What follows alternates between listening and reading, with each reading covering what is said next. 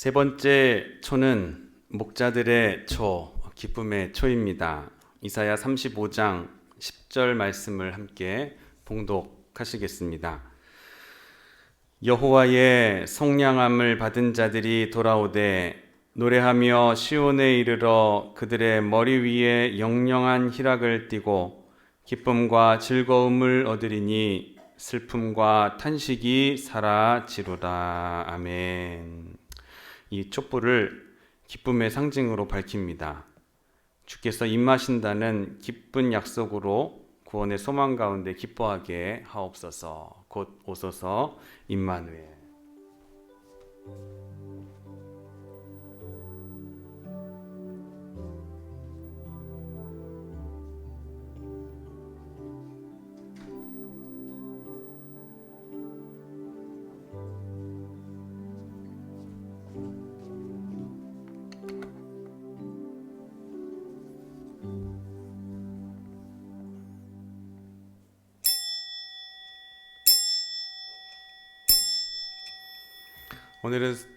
오늘은 강림절 제 3번째 주일입니다. 디모데 후서 3장 15절에서 17절까지의 말씀을 힘입어 하나님을 예배하는 자리로 나아가겠습니다. 다 같이 조용한 기도 드리시겠습니다.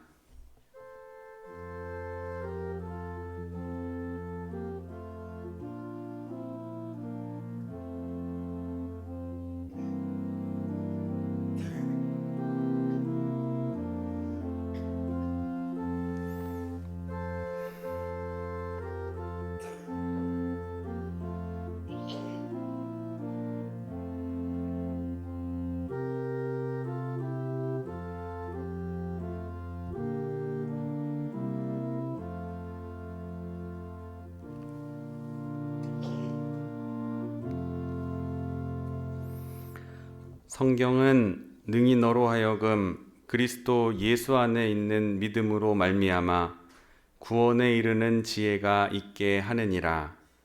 모든 성경은 하나님의 감동으로 된 것으로 교훈과 책망과 바르게 함과 의로 교육하기에 유익하니 이는 하나님의 사람으로 온전하게 하며 모든 선한 일을 행할 능력을 갖추게 하려 함이라. 아멘. 다 같이 자리에서 일어나셔서 찬송가 12장 성령 찬송으로 하나님께 영광 돌리겠습니다.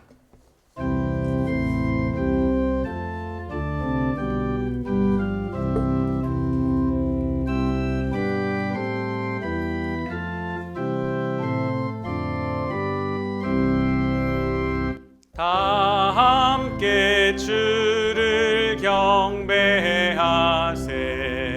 주 같은 이가 어디 있을까.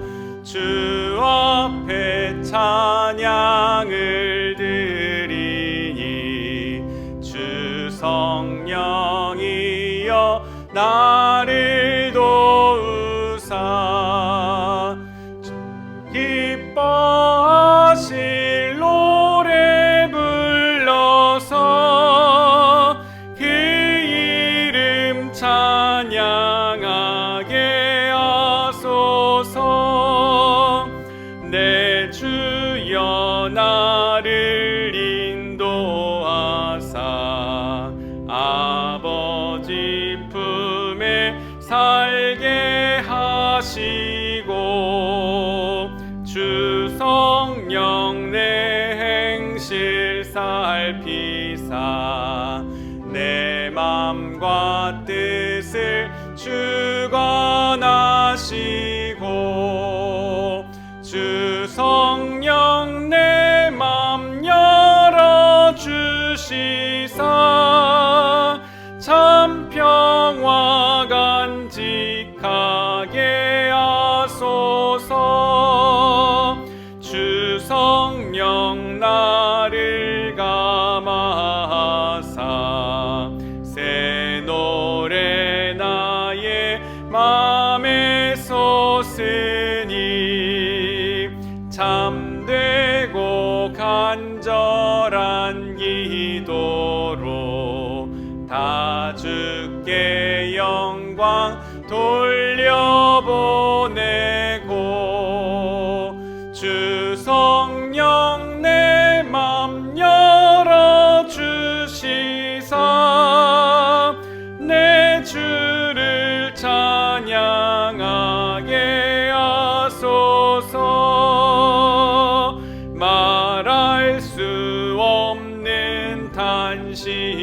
양식으로 날 위해 친히 간구하시는 주 성령 날 항상 돕나니 이 천한 몸은 주의 것이며 주님의 기여 이을 자임을 나 밝히 알게 하여 주소서.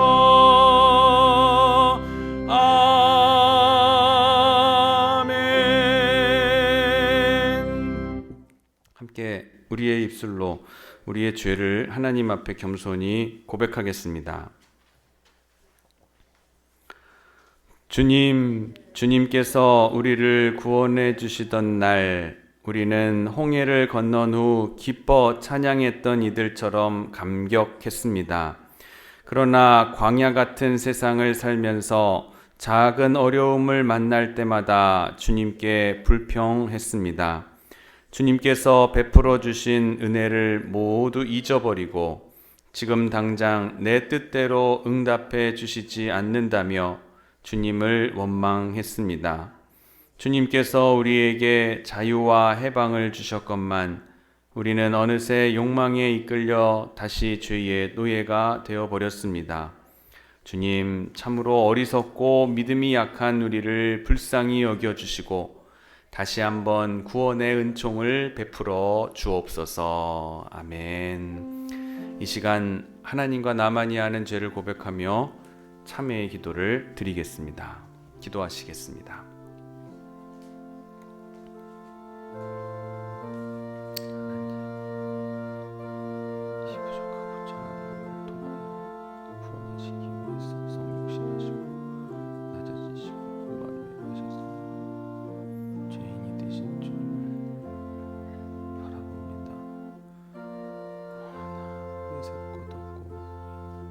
모양 하나 없는 나를 위하여 주님께서 십자가에 돌아가시고 나의 죄를 씻어주셨으니 하나님께 모든 감사와 찬양이 주님께 있음을 고백하며 이 시간 주님 앞으로 나아가 십자가의 보혈을 의지하게 하여 주시옵소서.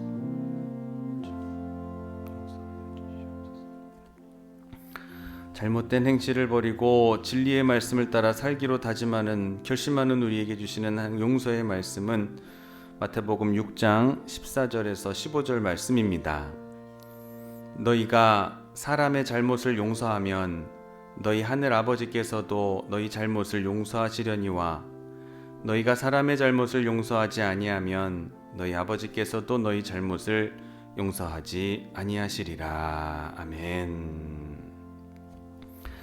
우리 함께 한 목소리로 나라와 민족을 위하여 또한 태장 교회를 위하여 합심 공동 기도 드리겠습니다. 대한민국을 긍휼히 여기사 회개의 영을 부어주시고 성령의 새바람이 불어와 이 땅에 하나님의 나라가 임하게 하소서.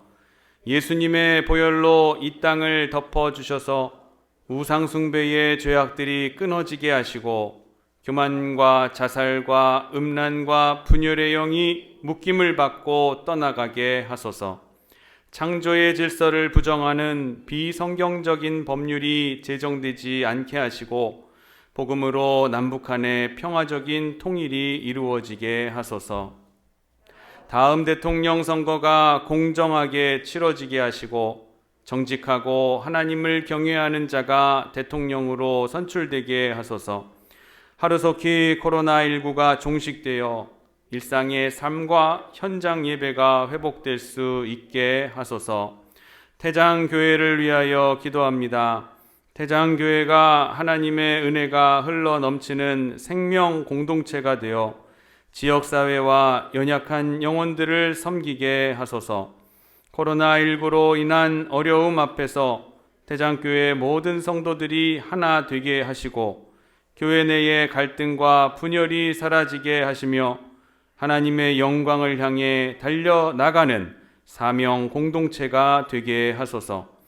모든 교역자와 성도들이 성령으로 연합되게 하시고 예수님처럼 자기를 부인하며 마음을 다해 헌신하는 착하고 충성된 자들이 되게 하소서. 예수 그리스도의 이름으로 기도합니다. 아멘. 교동문 117번 구주강님 세 번째 말씀을 교독하시겠습니다. 광야와 메마른 땅이 기뻐하며 사막이 백합화같이 피어 즐거워하며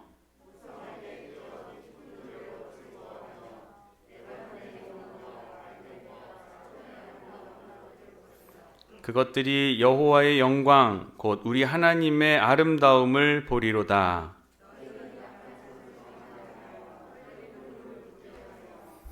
겁내는 자들에게 이르기를 굳세어라 두려워하지 말라. 보라 너희 하나님이 오사.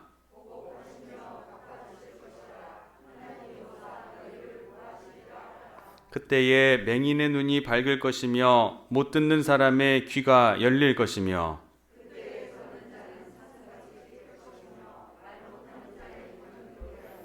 이는 광야에서 물이 솟겠고 사막에서 시내가 흐를 것임이라.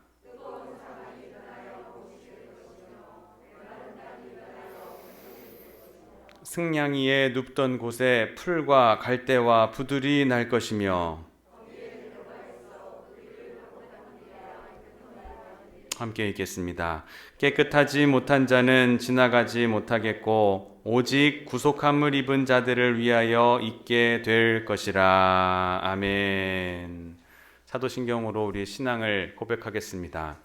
전능하사 천지를 만드신 하나님 아버지를 내가 믿사오며 그 외아들 우리 주 예수 그리스도를 믿사오니 이는 성령으로 잉태하사 동정녀 마리아에게 나시고 본디오 빌라도에게 고난을 받으사 십자가에 못 박혀 죽으시고 장사한 지 사흘 만에 죽은 자 가운데서 다시 살아나시며 하늘에 오르사 전능하신 하나님 우편에 앉아 계시다가 저리로서 산 자와 죽은 자를 심판하러 오시리라.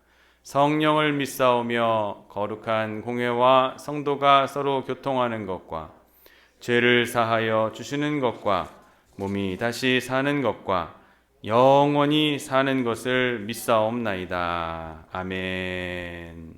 자리에 앉아주시겠습니다. 오늘 예배를 위해 우리를 대표해서 원대희 장로님 기도해 주시겠습니다.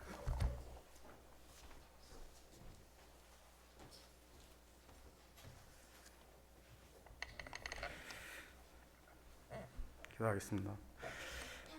할렐루야. 사랑과 은혜가 풍성하신 하나님 아버지, 한 주간의 삶도 주님의 은혜 가운데로 살아갈 수 있도록 인도하여 주시고 거룩한 주일 주님 앞에 나와 예배하게 하시니 감사를 드립니다.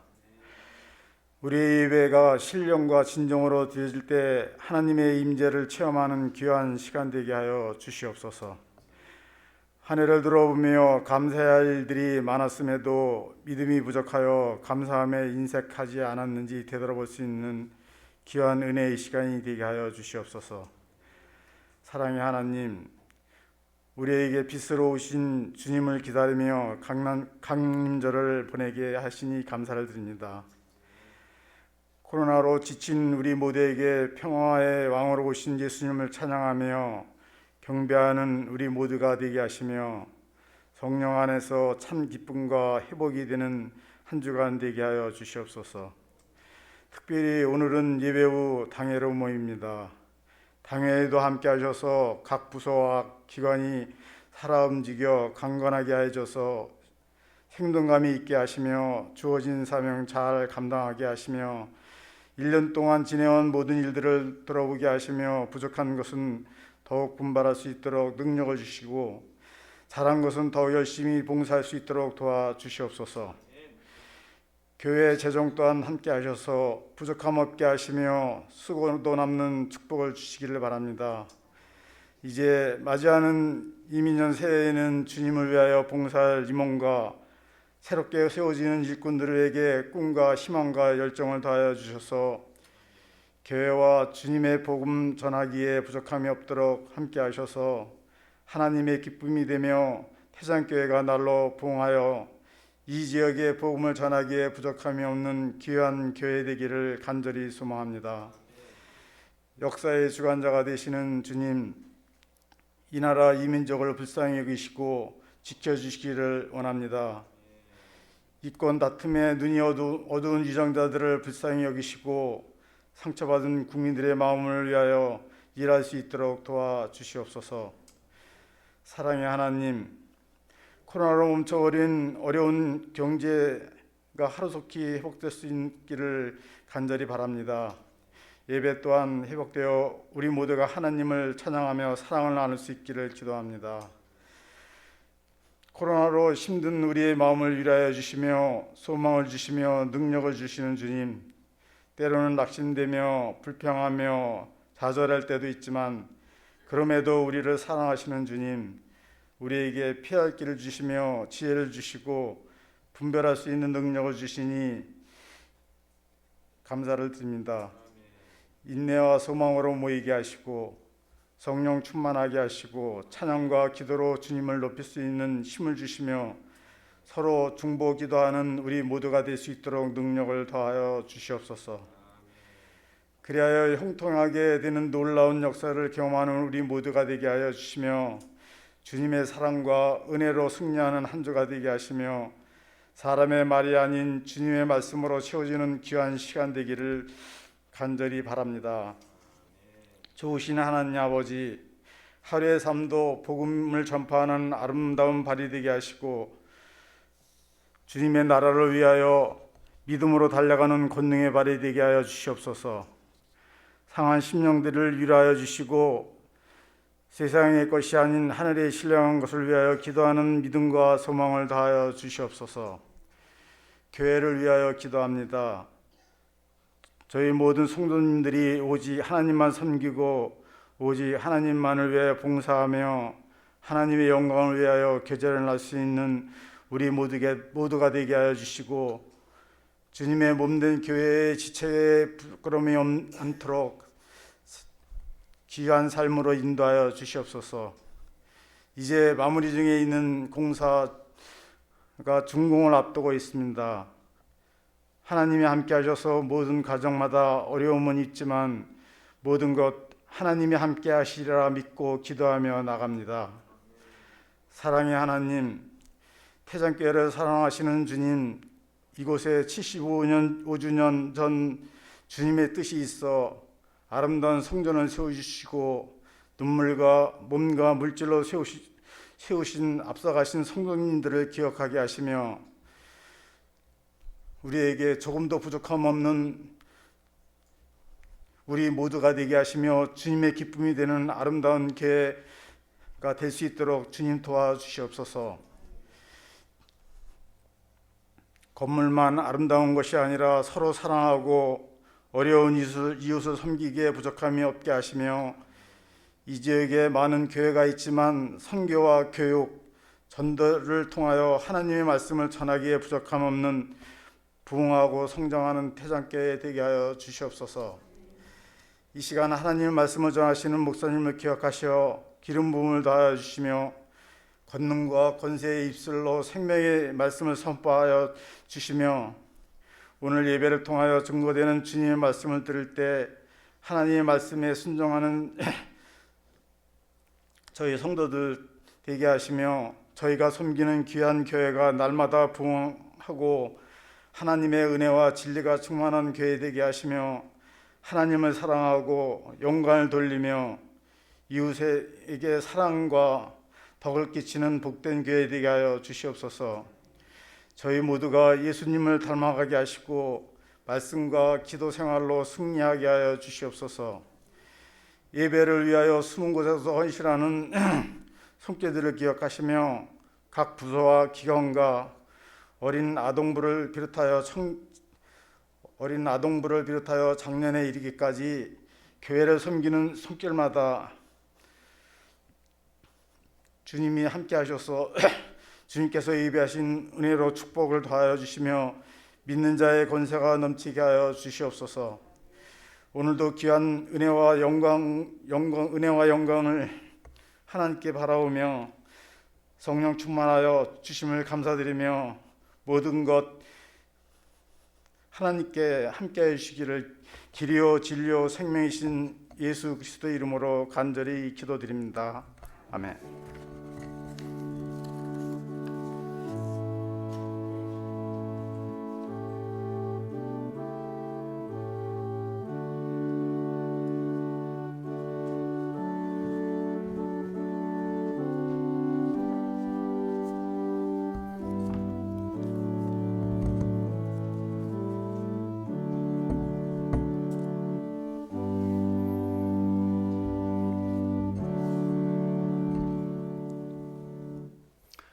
오늘 우리에게 주시는 하나님의 말씀은 마태복음 1장 18절에서 25절까지의 말씀을 함께 봉독하시겠습니다.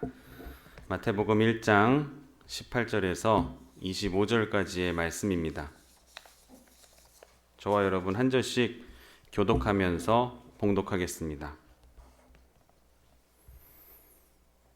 예수 그리스도의 나심은 이러하니라. 그의 어머니 마리아가 요셉과 약혼하고 동거하기 전에 성령으로 잉태된 것이 나타났더니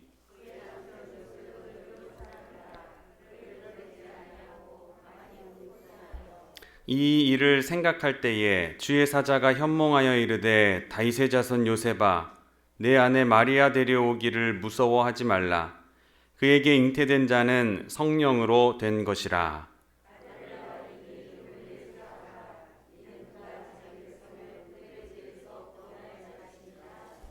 이 모든 일이 된 것은 주께서 선지자로 하신 말씀을 이루려 하심이니 이르시되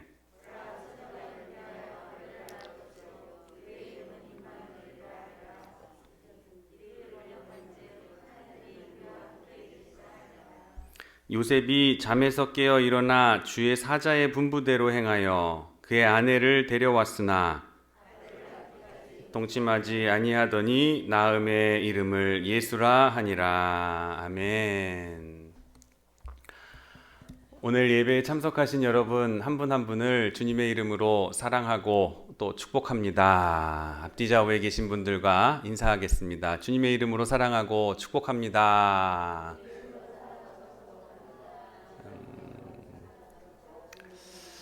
손을 붙잡고 간절하게 인사했으면 좋겠지만 그러지 못하고 있는 요즘 이 질병의 현실 때문에 정말 마음이 아프고 안타까운 걸 금할 길이 없습니다. 속히 이 질병이 극복되어져서 다시금 함께 식사하고 가세요 하고 할 수 있는 인사를 나눌 수 있는 날이 빨리 오게 되기를 간절히 원합니다. 오늘은 마태복음 1장 18절에서 25절까지의 본문을 가지고 따라하겠습니다. 임마누엘의 복음. 임마누엘의 복음이라는 제목으로 하나님의 말씀 증거하도록 하겠습니다. 말씀을 통해서 깊은 은혜를 경험하시는 또 깨달으시는 시간 삼으시기를 주님의 이름으로 축복합니다. 우리나라에는 재미있는 옛날 이야기들이 참 많이 있습니다. 단순히 재미만 있는 것이 아니라 그 안에 교훈이 담겨져 있지요. 그런 중에 이런 이야기 하나 소개해 드리려고 합니다. 외세의 침략에 나라가 어려워지자 임금님이 신하들을 이끌고 복장을 서민 복장으로 한 채 피난길에 오르게 됐습니다. 한시도 마음을 놓을 수 없는 그러한 위험한 길이었습니다. 어느 시골 마을에 이르러서 한 농부의 집에 들어가 일행이 며칠만 유하에 가자고 청하게 됩니다. 근데 그 고맙게도 그 농부는 일행들이 누구인지도 잘 모르지만 기꺼이 맞아들여서 한동안 정성을 다해서 그들을 대접했다고 합니다. 임금님은 이 농부가 너무 고마웠던 거죠. 머무는 며칠 동안 다행히 이 나라의 정세가 안정이 되어서 환공하게 될 수 있게 됐습니다. 이 임금님은 여전히 자신의 신분을 감추고 밝히지 않은 채 농부 보고 이렇게 얘기합니다. 그동안 내가 신세를 많이 졌습니다. 내가 이 은혜를 갚고자 하는데 소원이 있으면은 한 가지만 내게 말해 보십시오. 내가 들어드릴 수 있는 거라면 최선을 다해서 들어드리도록 하겠습니다. 농부가 대답합니다. 제게 무슨 별다른 소원이 있겠습니까? 보시다시피 먹을 것 넉넉하게 있고 몸도 건강하여 농사짓기에 부족함이 없습니다. 여태껏 이렇게 살아왔고 앞으로도 그렇게 살아갈 것인데 괜찮습니다. 그랬더니 임금님은 기어코 소원 하나 말해보라고 거듭거듭 청하는 거예요. 굳이 그러하시다면 하면서 농부는 마지못해 입을 열었습니다.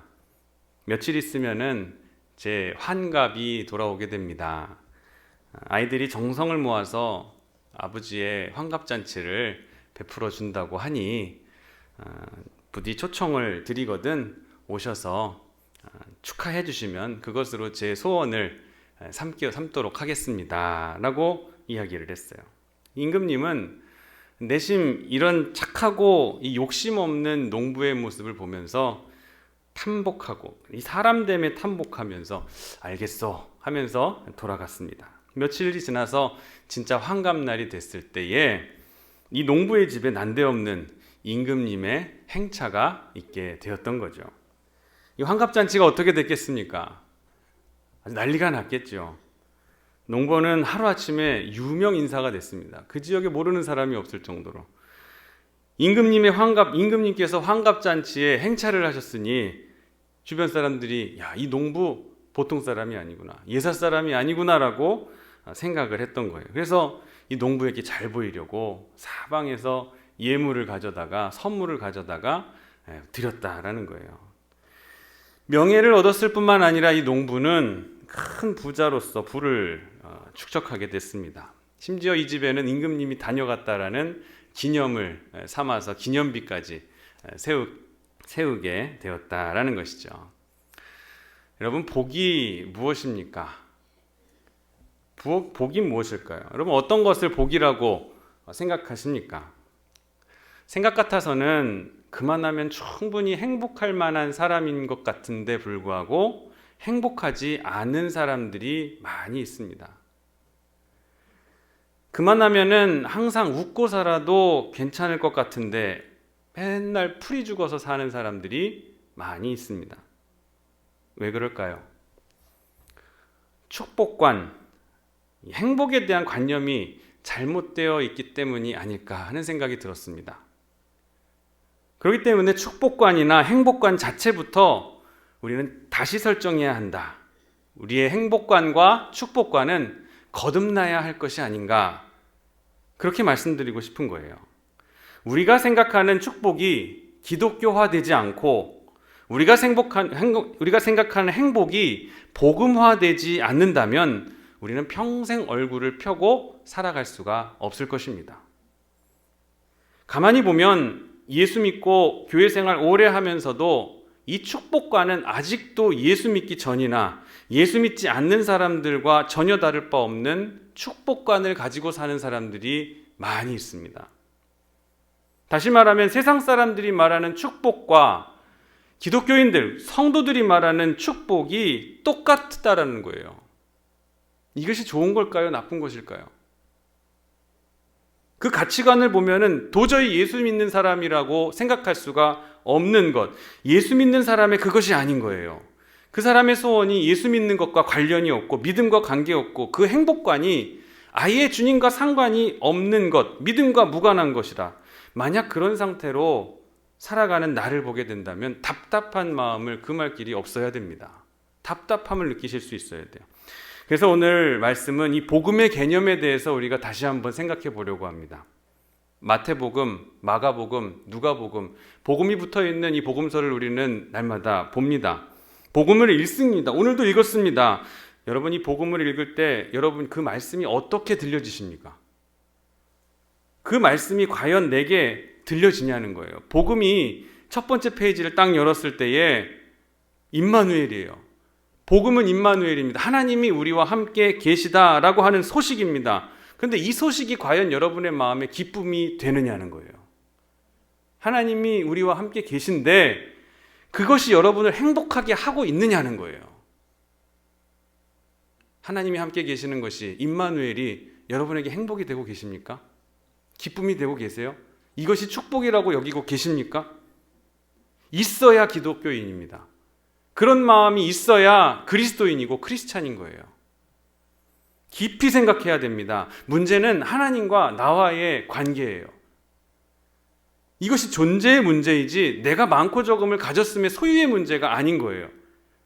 내가 성취했던 어떤 업적도 아니고 내가 깨달았던 것에 대한 문제도 아니고 내 지식이나 내 교양이나 내 인격에 관한 문제가 아닙니다. 한마디로 말해서 이것은 하나님과 나와의 관계의 문제인 거예요. 하나님의 자녀가 되는 존재에 관한 문제라는 거예요.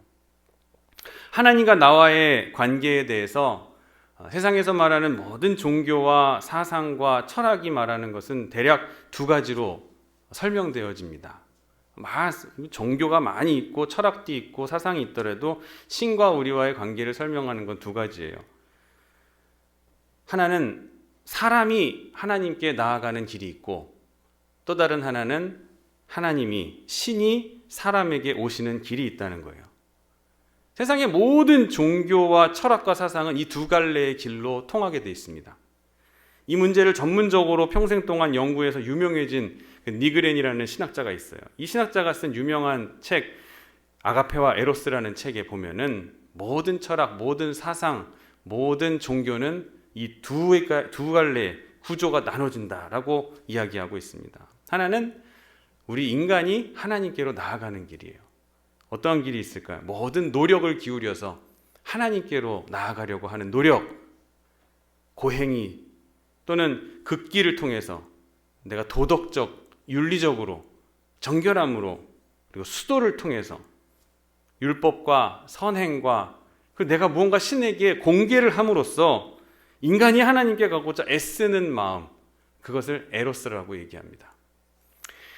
그에 반해서 하나님께서 인간에게 오시는 것, 하나님이 인간을 만나러 인간에게로 오시는 그것, 그리고 인간이 그것을 무조건 영접하고 수용하는 자세를 가리켜서 아가페라고 말하고 있는 거예요.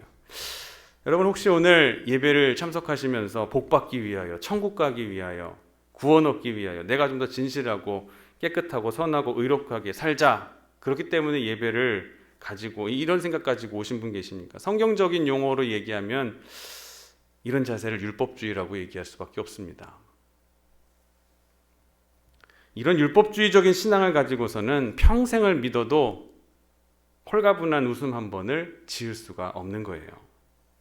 그 마음의 진정한 은혜 한 번 채우지 못하고 평생을 신앙생활 해 가는 것입니다. 신앙의 구조 자체에 문제가 있는 거예요. 그런데 은혜라는 것은 그런 것이 아닙니다. 하나님께서 우리를 찾아오신 거예요. 하나님께서 스스로가 사람이 되셔서 우리에게 오시는 거예요. 인간에게 오신 거예요. 여기에 아가페의 사랑이 있고 성탄의 깊은 의미가 담겨 있는 것입니다. 은혜, 성탄에 담긴 이 은혜는 하나님이 육신의 몸을 입고 우리에게 오셨다라는 거예요. 말씀이 육신이 되어 우리 가운데 거하셨다라는 사실이 은혜인 거예요. 오늘 본문 말씀 중에도 예수님을 가리키는 이름이 두 개가 나옵니다. 하나는 예수, 하나는 임마누엘이에요. 먼저 예수, 아이를 낳거든 이름을 예수라 하라. 예수는 구원이라는 뜻이에요. 구원이라는 뜻을 가지고 있는 이름이고, 임마누엘이라는 것은 우리와 함께 계시다. 그래서 이 이름을 두 개를 구분해서 생각하면 예수라고 하면은 예수 그리스도의 본질, 구원, 그 속성 자체를 얘기하는 것이고, 임마누엘 하면은 그분의 사역을 이야기하는 것입니다.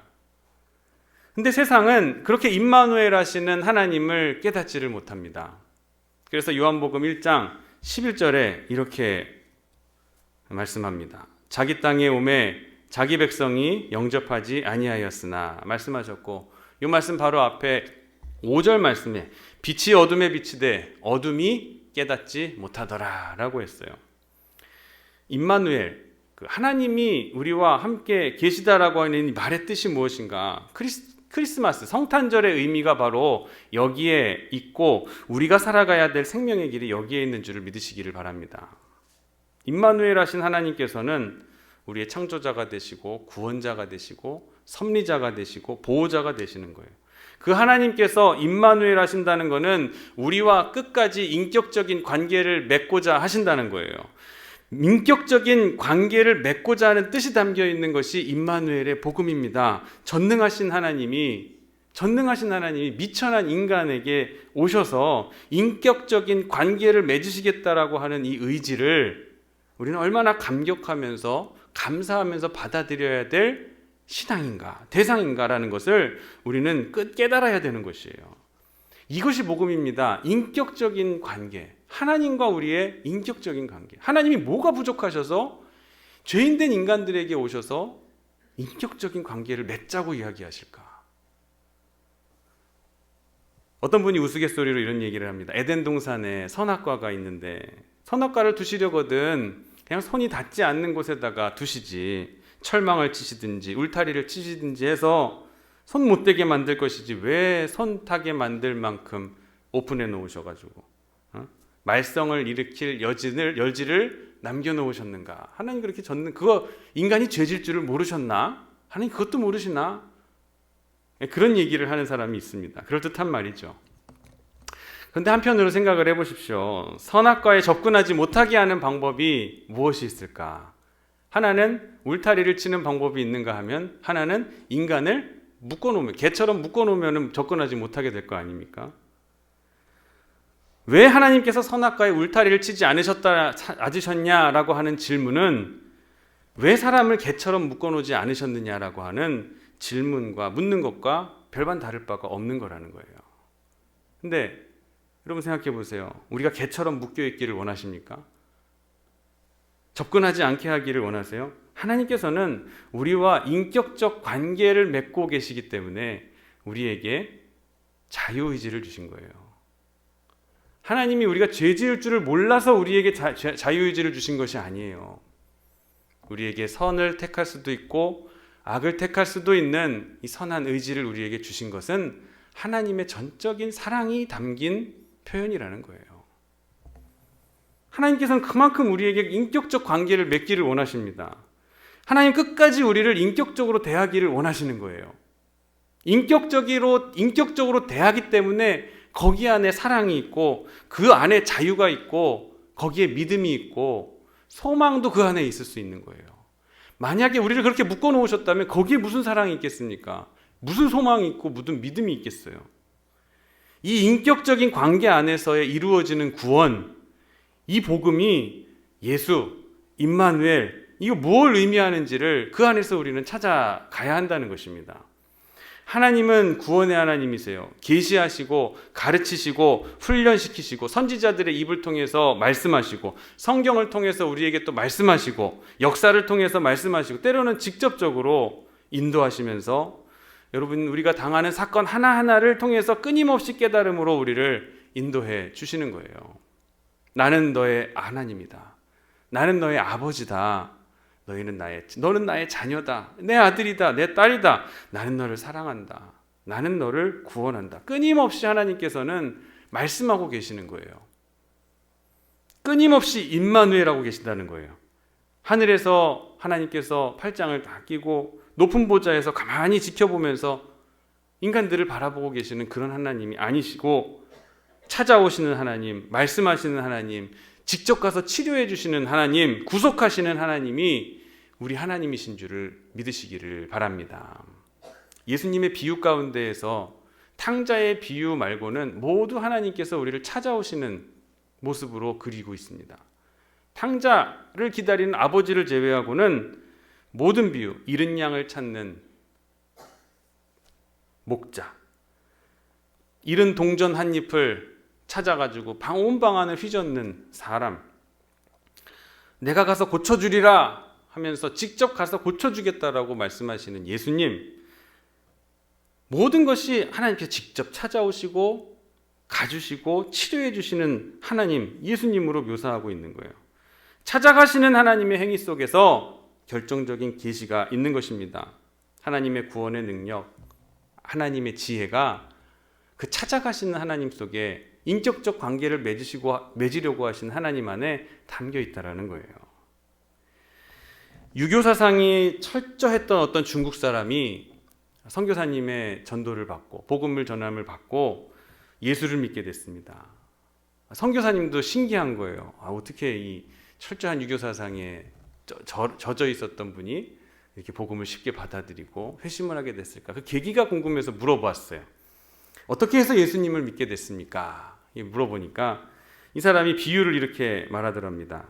내가 이 험한 세상을 방황하면서 진리를 찾아 헤매고 생명을 찾아 헤맸습니다. 그러다가 실족해서 그만 우물에 빠져버리고 말았습니다.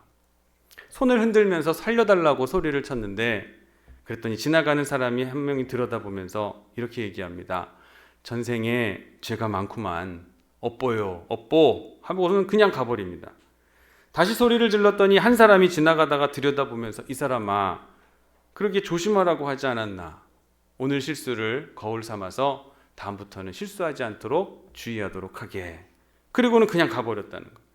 또 소리를 지르면서 구해달라고 했더니 이번에 나타난 사람은 아무 말 하지 않고 팔을 걷어붙이더니 나를 건져내 주는 것이 아니겠습니까? 그래서 저는 깨달았습니다. 첫째 사람은 석가모니요, 두 번째 사람은 공자요, 세 번째 사람은 예수님이었습니다. 그렇게 믿고 그렇게 깨닫고 예수를 믿기로 했습니다. 그럼 감동적이지 않습니까? 임마누엘이에요. 하나님이 우리와 함께 하시는 것, 우리가 가진 죄를, 내가 가진 죄를 꾸짖거나 잘못했다고 책망하시는 하나님이 아니라 찾아오시는 하나님, 치료하시는 하나님, 고치시는 하나님, 임마누엘의 하나님이 되시는 거예요. 이 임마누엘에 대한 중요한 이 임마누엘에 담긴 의미가 또 한 가지 있습니다. 하나님께서 오셨습니다. 오신 거잖아요. 오셨다는 거는 어딘가 원래 있던 자리가 있었다라는 말이에요.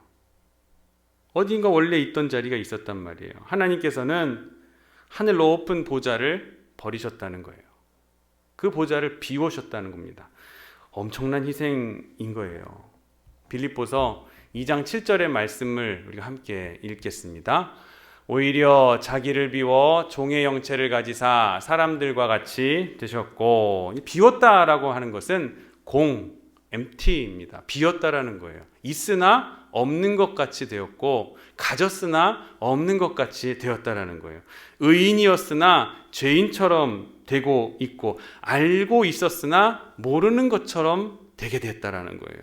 영원하신 하나님이 시간의 이 한계 안에서, 존재 안에서 한없이 작아지고, 그리고 죄인이 되셨다라는 뜻입니다. 중요한 개념이에요. 죄인이 되셨다라는 거예요. 본래의 존재와 본래의 능력을 다 버리고 권세를 비워버렸다는 거예요. 그리고 오신 거예요. 사람이 되셨습니다. 그러기 위해서 예수님은 죄인이 되신 거예요. 죄인이 되었다라는 말이 우리가 쉽게 얘기를 하고 그냥 의미상 받아들이게 되지만, 이 죄인이 되었다라고 하는 것 받아들이기 참 어려운 일입니다. 더구나 하나님의 아들이 친히 죄인이 되었다라는 것. 여러분, 우리가 남에게 좋은 선물을 줄 수도 있고 또 도와줄 수도 있습니다. 좋은 일 할 수 있습니다만, 하지만 마지막에 가서 절대로 우리가 버리지 못하는 것은 의예요. 의. 나는 깨끗하다. 내가 다 줄 수 있어요. 선물도 주고 마음도 주고 좋은 일도 하고 봉사도 하고 다 할 수 있어요. 그런데 마지막까지 내가 버리지 못하는, 인간의 마지막까지 버리지 못하는 게 뭐냐면 의의 의. 나는 깨끗하다. 나는 다르다. 이 의를 버리기가 얼마나 힘든 건지 이야기가 하나 있습니다. 남편과 사이가 참 좋아서 7년 동안 같이 잘 살다가 어찌어찌 남편이 그만 바깥으로 나돌기 시작한 거예요. 다른 여자가 생기게 된 거예요. 근데 그러면서도 이 나쁜 남자는 일주일에 한 번씩은 집에 꼭 들어와서 옷을 갈아입고 나갑니다. 그런 남편을 뒀지만 이 부인은 굉장히 신앙심이 깊은 분이었어요. 그럼에도 불구하고 그런 남편을 잘 모셨어요. 음식을 잘 대접하고 들어오면 갈아입을 수 있는 옷을 다려놓고, 피곤해 보여서 보약도 다려놓고, 그러고 나면은 그 남편은 그거 갈아입고 보약 먹고 집을 또 나가버립니다. 하루는 목사님이 신방을 와서 이 목사님께 하소연을 해요. 목사님, 어떻게 하면 좋을까요? 하루는 이 부인이 목사님께 묻는 거예요. 목사님 눈치 없는 척 하면서 상처되는 말을 툭 던집니다. 좀 잘하지 그러셨습니까? 전 잘하고 있습니다. 전 이 이상 더 잘할 수가 없습니다. 최선을 다하고 있어요. 잘하시니까 어떠시든가요? 그러자 고개를 끄덕거릴 만한 대답이 나옵니다. 참 더럽습니다. 남편도 더럽고 자기 인생도 더럽다는 거예요. 견디기 힘들다는 거예요. 여러분, 이 모든 것을 다 주는 사랑이라고 얘기하지만 마지막까지 버릴 수 없는 것이 의인 거예요. 마지막까지 버릴 수 없는 것은 바로 나의 의였던 거예요. 나는 깨끗하다. 여러분, 죄인을 사랑하려면 어떻게 돼야 됩니까? 내가 죄인이 되어야 돼요. 더러운 사람을 사랑할 수 있으려면 내 자신이 깨끗함을 깨끗이 버릴 수 있어야 됩니다. 내가 깨끗하다는 사실을 논하지 말아야 돼요. 적어도 이 더러움에 대한 책임이 나에게 있다 생각하고 나는 의롭다라는 생각을 버리고 상대를 대할 수 있는 것이 진정한 사랑인 것이에요.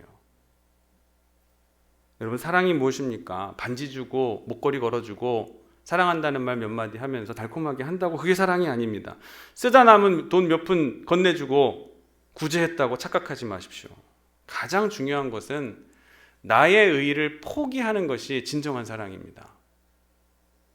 내 의의를 포기하는 것. 그래서 하나님의 사랑이 위대하다라고 얘기하는 거예요. 여러분의 의의를 포기할 수 있으십니까? 쉽지 않습니다. 어려운, 불가능해요. 우리는 우리의 의의를 포기할 수가 없어요. 그러나 하나님은 하나님의 의의를 포기하시고 임마누엘 하셔서 우리에게 오신 것이 위대하다는 거예요. 하나님의 의의를 포기하고 자신이 의롭다라고 하는 의의를 다 포기하고 죄인인 우리에게 내려오시는 거예요. 거기에 임마누엘 하셨기 때문에. 그래서 우리는 그것을 복음이라고 얘기하는 겁니다. 복된 소식. 예수님께서 죄인과 함께 거하시는 것을 보고서 사람들이 예수님을 오해하고 많은 루머가 퍼졌습니다. 죄인들의 친구가 되셨다는 거예요. 좋지 못한 이름을, 별명을 가지셨어요.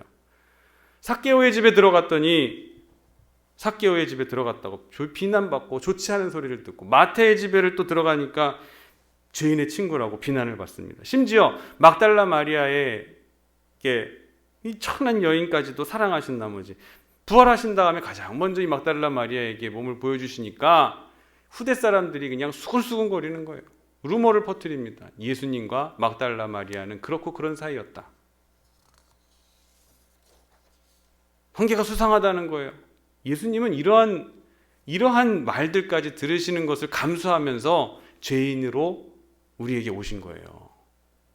우리는 그런 말 들으면 어때요? 조금만 가까이 가서 내가 오해받을 만한 일이 있으면 딱 끊고, 내가 아무리 사랑한다, 원수를 사랑하고 저 사람을 내가 돌봐야겠다는 생각이 들더라도 뭔가 사람들의 시선이 의식이 되고 뭐 말이 나올 것 같으면 거기서 멈춰버리는 것이 우리의 의의입니다. 근데 예수님은 막달라 마리아하고 그렇고 그런 사이래라는 얘기까지 나올 정도로 그 천한 여인을 사랑하셨고, 죄인과 세리의 친구고 먹기를 탐하는 자라고 별명을 얻으시면서까지도 죄인과 같이 되셨다라는 게 놀라운 사랑인 거예요. 참 그렇게까지 못하고 있는 우리 아니겠습니까? 죄인을 사랑한다라는 것, 우리가 사랑을 해야 된다라는 것은 나의 명예와 의의까지도 다 버릴 때에만 가능한 거예요. 그게 완성된 것이 임마누엘입니다.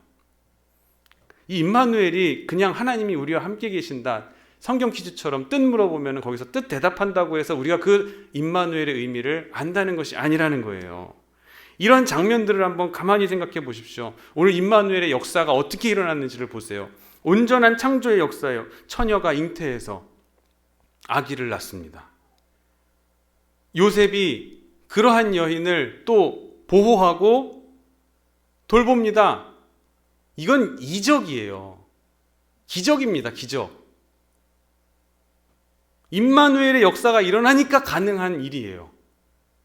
엄청난 고난이 있고 하나님의 마음이, 아픈 마음이 있고 하나님의 희생이 있는 이 임마누엘 하신 사건, 이것이 성탄이고 예수님의 성육신하신 의미라는 것. 희생이 없는 사랑을 운운하는 것은 감상입니다. 그냥 부질없는 감상이에요. 희생도 없이 그냥 나눠 사랑해. 희생 없이, 피가 없이는 죄사함이 없음을 성경에서는 분명히 말씀해주고 계십니다. 피가 있어야 돼요. 문제는 이 희생적인 사건, 이 고난의 동참, 이 죄악을 감당하시는 이 역사 안에서 우리는 하나님의 사랑을 읽을 수가 있어야 하는 줄 믿으시기를 원합니다. 나를 사랑하시는 것이 무엇을 의미하는 것인가? 무슨 뜻인가? 하나님이 나를 사랑하신다는 것이 무슨 뜻인가를 알아야 됩니다. 존재의 의미 가운데에서 임마누엘 하신 하나님을 발견해내셔야 돼요. 하나님과 나와의 관계. 그리고 나서 십자가를 보면은 그 의미가 깨달아지게 되는 것이죠.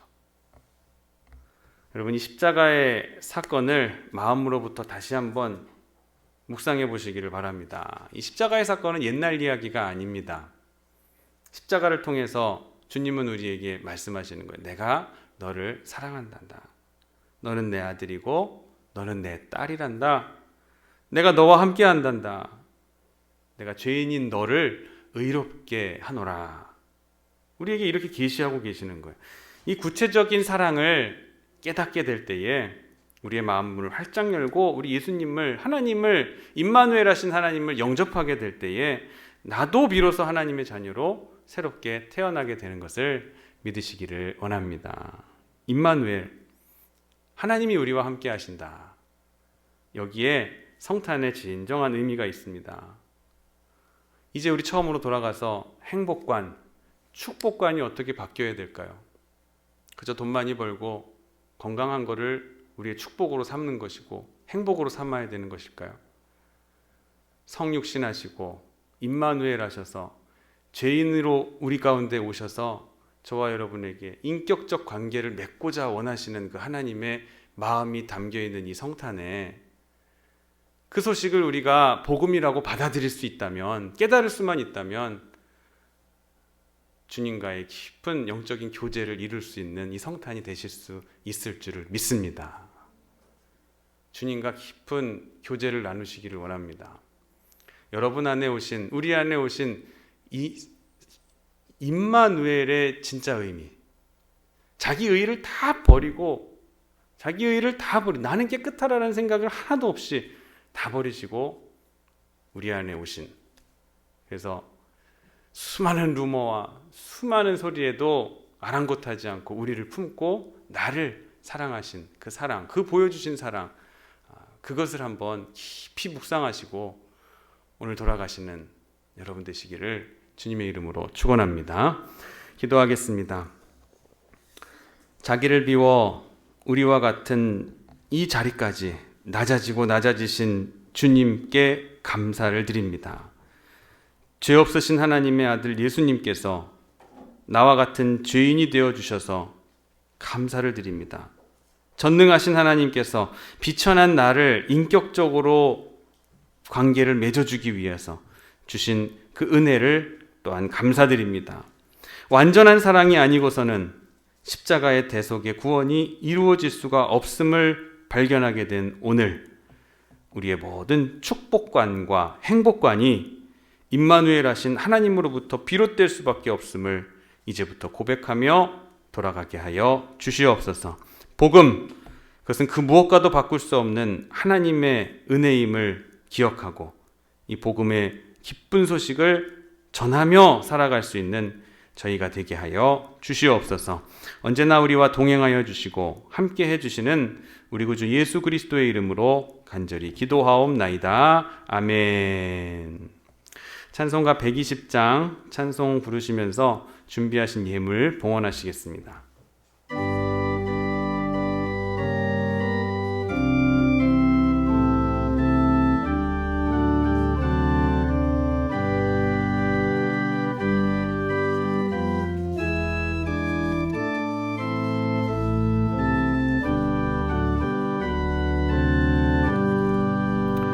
오베들레헴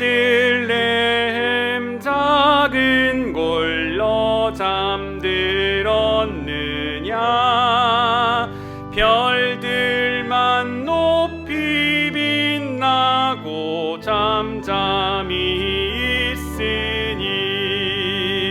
저 놀라운 빛 지금 캄캄한 이 밤에 온 하늘들을 비춘 줄 어찌 모르나 온 세상 모든 사람들 잠자는 동안에 평화의 왕이 세상에 탄생하셨도다. 저 새벽별이 홀로 그 일을 아는 듯 밤새껏 귀한 그 일을 말없이 지켰네. 오 놀라우신 하나님 큰 선물 주시니 주 믿는 사람 마음에 큰 은혜 받도다. 이 죄악 세상 사람 주 오심 모르나 주 영접하는 사람들 그 마음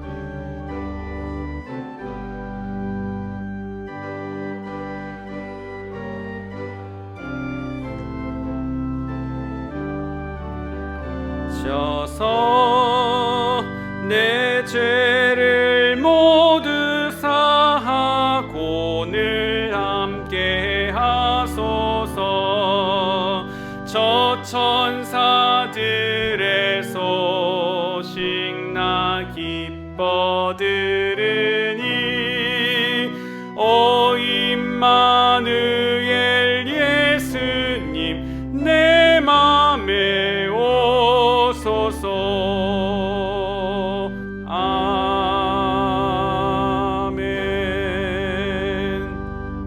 주님 오시옵소서. 생명을 살리고 일으키는 단비로 오셔서 메마르고 황량한 곳에 생명의 강이 흐르게 하여 주옵시고 뜨거운 사랑의 불길로 오셔서 추위로 떠는 그늘진 곳에 뜨거운 사랑의 불기둥으로 타오르게 하옵소서. 주님 오시옵소서. 반쪽으로 동강난 이 대한민국에 오셔 주시옵소서. 서로를 미워하고 용서하지 못하는 이 민족에게 오셔서 찢기고 갈라졌던 둘을 다시금 하나 되게 하시며 우리 모두가 주님 안에서 한 형제 자매임을 세상이 알게 하여 주시옵소서. 오늘도 일용할 양식을 우리에게 주심을 감사드립니다. 서로 의지할 수 있는 살아갈 수 있는 가족들과 이웃들을 허락하심도 감사드립니다.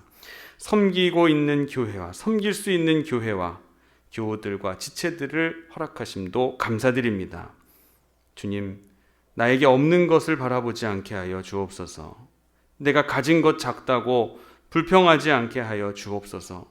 이미 많은 것을 주셨음을 기억하면서 감사하게 하시고 앞으로 주실 것을 기뻐하며 늘 하나님을 찬양하며 사는 우리가 되게 하여 주시옵소서.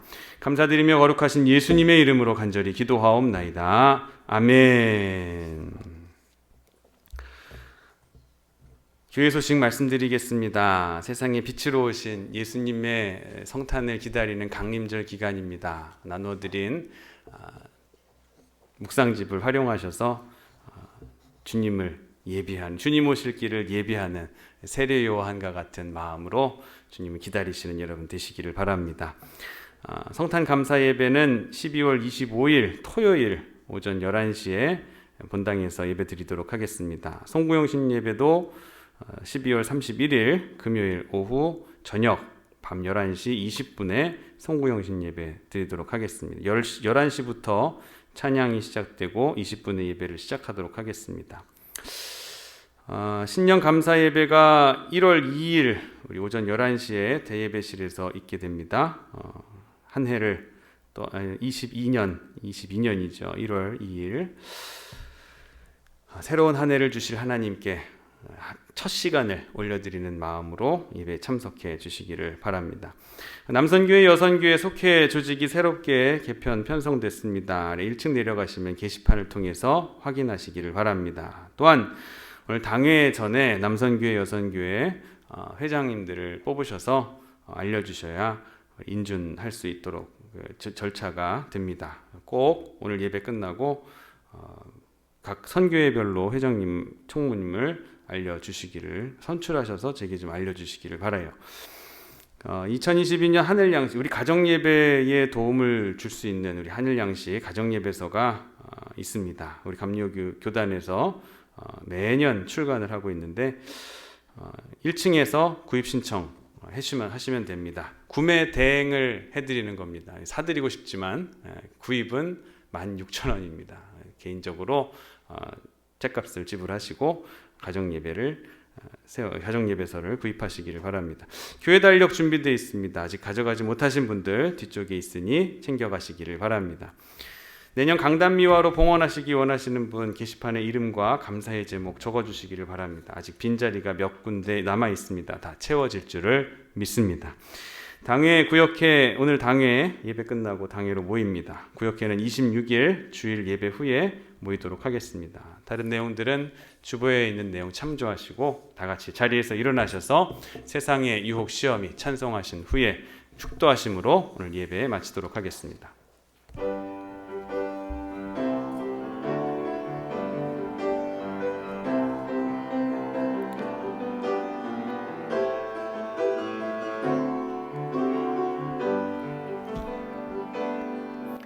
세상의 유혹 시험이 내게 몰려올 때에 나의 힘으론 그것들 모두 이길 수 없네. 거대한 폭풍 가운데 위축된 나의 영혼 어찌할 바를 몰라 헤매이고 있을 때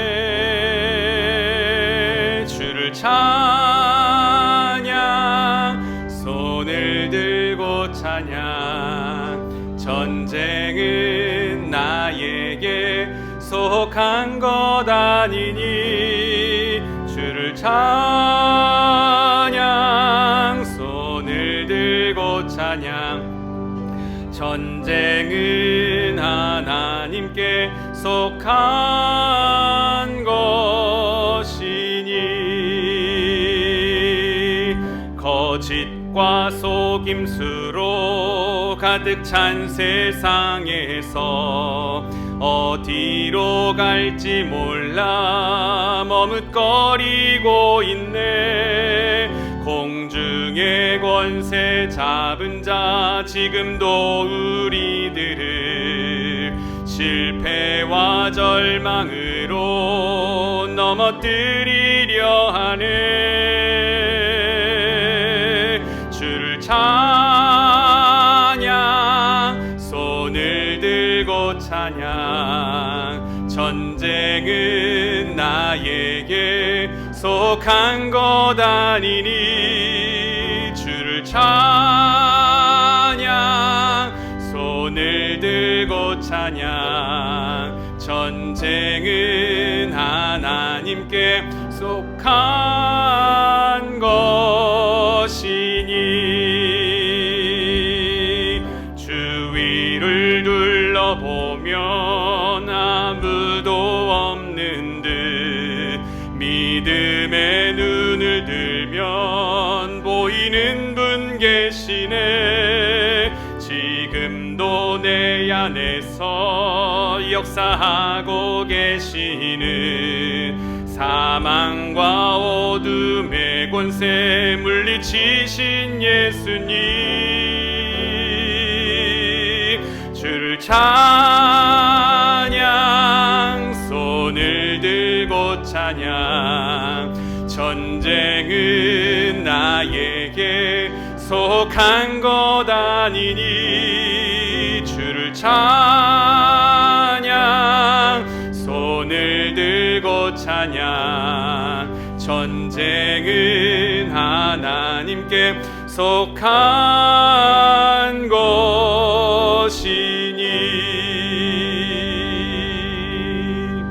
지금은 이 땅에 말씀으로 임마누엘로 오셔서 그 약속을 완성해 주시고 언약을 성취해 주신 우리 구주 예수 그리스도의 은혜와 말씀이 육신이 되어 우리 가운데 거하게 하시고 세상을 창조하시며 세상을 구원하신 하나님 아버지의 한이 없으신 사랑하심과 우리가 말씀을 의지하고 말씀 따라 살아갈 수 있도록 붙잡아 주시는 성령님의 감화 감동 역사 내주 충만 교통 인도하심이 주님 오실 길을 예비하고 준비하는 대강절 기간 동안에 우리와 같이 죄인이 되어 낮은 곳까지 자기를 비워 임마누엘하여 오신 그 예수님을 닮고 그 사랑을 깨닫고 우리도 그러한 사랑을 실천하며 살아가고자 다짐하며 결단하며 세상으로 나아가는 사랑하는 성도들의 머리머리 위에 지금으로부터 영원토록 함께 하시기를 간절히 축원하옵나이다. 아멘.